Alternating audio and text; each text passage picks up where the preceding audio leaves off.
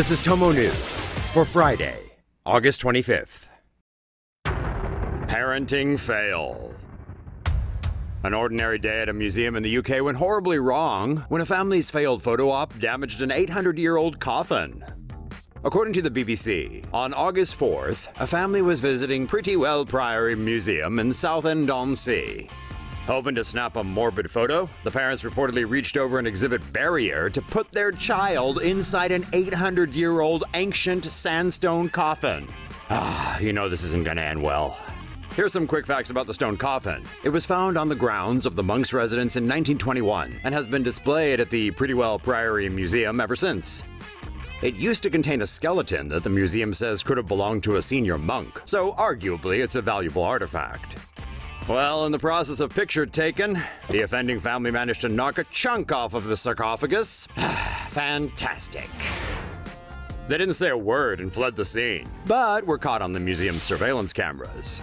In response to the photo op incident, Pretty-Well Priory Museum's conservator Claire Reed said the staff was shocked and upset, but added that the damage was repairable. The museum said they didn't expect people to actually get into the artifacts, and they plan to completely enclose the stone coffin in the future.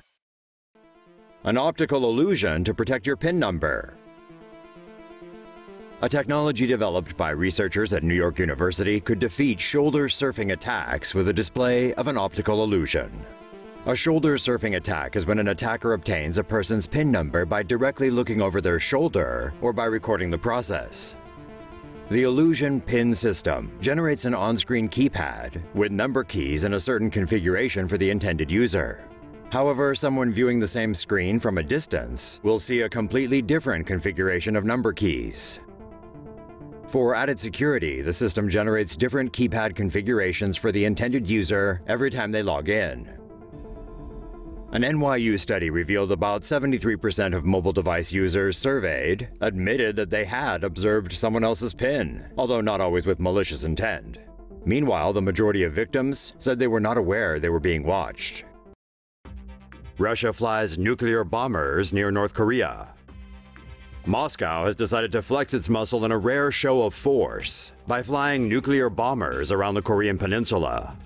The move comes amid escalating tensions between the US and North Korea over Pyongyang's nuclear program. Russia said nuclear-capable Tupolev 95 MS bombers were flown over the Pacific Ocean, the Sea of Japan, the Yellow Sea, and the East China Sea. This prompted Japan and South Korea to scramble fighters to escort the Russian aircraft. The two Tupolev 95 bombers were also accompanied by two Russian Sukhoi 35S fighters and an A-50 early warning and control aircraft. Moscow did not say when the mission took place, but announced the flight on the same day it criticized US and South Korean joint military drills, which began on Monday. North Korea developing solid fuel missiles? Maybe. If you believe North Korean news, it looks like Kim Jong-un has the country developing new solid fuel missiles. Photos released by North Korean state media appear to show new solid fuel missile designs. One of the missiles was labeled Puguksong-3, which could be the latest in its Polaris series. The Puguksong-3 could have a longer range, as well as canister launching capabilities, which would make them easier to transport and harder to locate. A canister-based system would mean that North Korea could also fire the missiles via submarine. Solid fuel engines would allow for reduced launch times compared to liquid fuel missiles. Experts say it's more difficult to make out what type of design the other missile pictured was. Some speculated it was either a Hwasong-13 or Hwasong-11. Study links high vitamin B intake to lung cancer.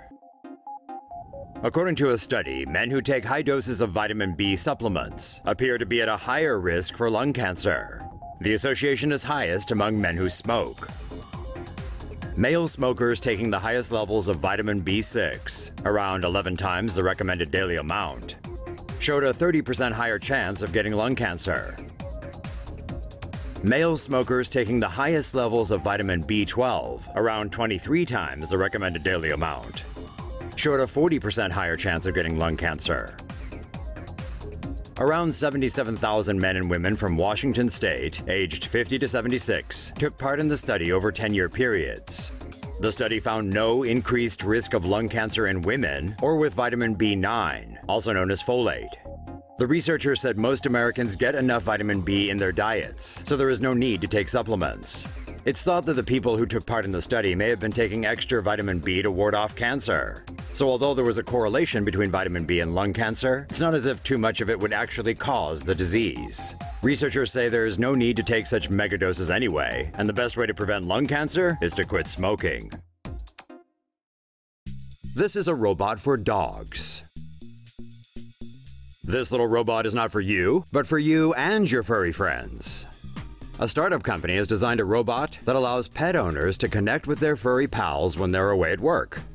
Pet owners can remotely control the Ant House robot via an app. The app allows them to steer the robot, see their pets in real time, and talk to them via a built-in speaker. The robot is also designed to launch projectiles such as tennis balls for the pets to chase after. It also dispenses treats for the pets. When the battery is low, the robot automatically returns to its wireless charging station. It is equipped with an infrared detection system that enables it to navigate without running into obstacles. The creators of the Ant House robot isn't the only company creating gadgets targeting pet owners. Multiple businesses have gotten into pet tech in recent years, allowing anxious owners ways to monitor their fur babies left at home. King James puts NBA fans on blast for jersey burning. Well, Boston, you've really outdone yourselves this time. In the immediate aftermath of basketball's biggest blockbuster trade of the summer, scorned fans have yet again resorted to the petty ritual of burning the jerseys of their favorite players who've just left town. While the practice is usually reserved for players who've signed elsewhere as free agents, some fans are now deciding to torch players who've been traded, even the ones who never wanted to leave. 5'9" All-Star Isaiah Thomas got lit up this week, with mean-spirited videos popping up all over YouTube. LeBron James, Thomas's new teammate, who's no stranger to having bonfires held in his honor upon his exits, is finally spewing those flames back at those fans, calling them out for being ungrateful jerks, as well as not respecting the rights of players to chart their own career paths. James took to the Twitter sphere to condemn this ridiculous practice, reminding fans that Thomas never asked to be traded, and that even if a player leaves on his own accord, that doesn't make him a coward or a traitor for doing what's best for him and his family. James is disgusted by how Boston fans are behaving, especially after Thomas not only brought the Celtics back to the top of the league, but also played in a playoff game the day after his younger sister died in a horrible car crash just a couple months ago. Maybe that's it. But if the rumors are true and James flies the coop himself once again this year, maybe he's hoping Cavs fans will be more kind this time around. He did win a title and snap a 52-year-long championship drought in Cleveland, after all. The fans in Northeast Ohio may have grown since James last ditched them, if this tribute to Kyrie Irving is any indication. Take note, Bostonians. Don't be jerks. Just say thanks for the memories and then enjoy the game. The Earth has its own way of cooling rising temperatures. Scientists have long speculated the Earth has a natural thermostat that regulates global temperatures by increasing or decreasing the amount of carbon dioxide in the atmosphere. Now, a new study suggests this could be true. Researchers have found a correlation between greater deposits of lithium in limestone rocks and warmer periods in the planet's history, when the Earth's weathering thermostat sped up. Carbon dioxide traps heat in the Earth's atmosphere. A dip in carbon dioxide levels can potentially cause an ice age, while a spike can make the planet heat up. The Earth regulates carbon dioxide through a process called the weathering thermostat. Carbon dioxide is removed from the atmosphere when it dissolves in rainwater and combines with rocks to form bicarbonate. When rocks dissolve in water, the bicarbonate combines with calcium to form limestone, locking carbon dioxide inside. Movement of tectonic plates then draws the limestone under the Earth's crust.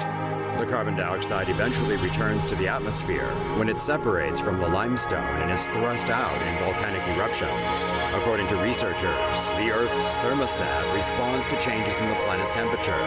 Heat speeds up the weathering process, while cold slows it down. Other influences on the climate include solar activity, the growth of vegetation, and the impact of human activity. Scientists believe the Earth's natural thermostat cannot keep up with man-made climate change and are now looking into ways to artificially speed up the weathering process to counter global warming. Exercise in a pill? Researchers at the University of Leeds are exploring activating the body's exercise sensor with a molecule named IOTA-1. During physical activity, the heart pumps more blood around the body, putting more pressure on the walls of the blood vessels. The piezo-1 protein in the endothelium, which takes blood from the heart to the stomach and intestines, senses the change and becomes activated.